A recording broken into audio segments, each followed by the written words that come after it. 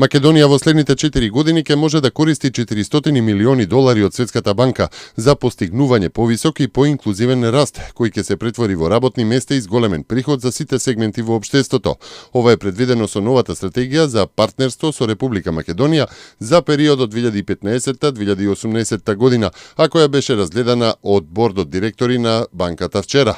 Новата стратегија се должи на силното партнерство помеѓу Македонија и групацијата Светска банка, која дава цврста поддршка на земјата во нејзиниот развој и аспирација за пристап во Европската унија.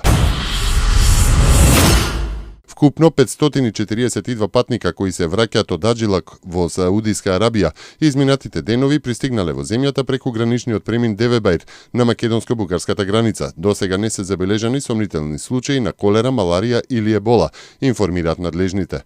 Преостанатиот број од вкупно 703 аџии колку што треба да се вратат по сувоземен пат преку овој граничен премин, како што информира доктор Јадранка Стаменковска, епидемиолог од Центарот за јавно здравје од Куманово, се очекува да пристигнат со 3 автобуси за време на викендов. Одредени настани загрижуваат за тоа што создаваат голема несигурност кај луѓето. Нашиот регион се уште има потреба од поголема доверба, комуникација и позитивни примери, изјави претседателот на Република Македонија Ѓорги Иванов, коментирајќи го настанот во Белград што се случи за време на фудбалскиот натпревар меѓу Србија и Албанија, како и за последиците што произлегоа од него. Пораката македонскиот претседател ја упати посредбата со претседателот на Црна Гора Филип Вујановиќ на маргините на форумот Кран Монтана во Женева. Се намалува бројот на заболени и угинати овци од болеста син јазик во Кавадаречко и Росоманско, информира Агенцијата за поттикнување на развојот во земјоделството од Кавадарци. Поголемата паника која што ја донесе болеста во Македонија, па и во Тиквешијата, сточарите најпосле можат малку да здивнат бидејќи ситуацијата стивнува. Во последните неколку дена намалена е смртноста, а заболените животни полека заздравуваат.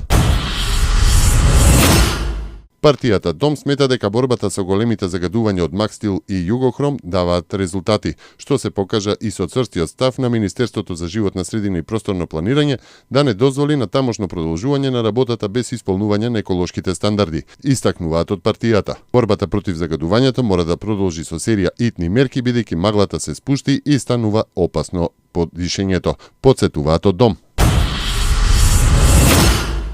Американскиот претседател Барак Обама синоќ изјави дека размислува да назначи посебно лице кое ќе координира борбата против вирусот Ебола во САД. Тој рече дека во принцип не е против воведување забрана за патување на лица во погодените држави од болеста во Западна Африка, ако биде гарантирана нивната безбедност. Но според експерти таквата забрана би била помалку ефикасна од мерките што се преземаат во моментов. А представници на Американскиот Стејт Департмент се сретнаа за прв пат директно со представниците на курдските партии од Сирија, ангажирани во борбата против екстремистичката групација Исламска држава во таа земја, вклучувајќи и битката за опколениот град Кобани на границата со Турција. Разговорите помеѓу американците и курдите беа одржани минатиот викенд во Париз, се наведува во соопштението на Стејт Департментот. Представниците на курдите на средбата им ги дале на американските представници координатите на позициите на екстремистите.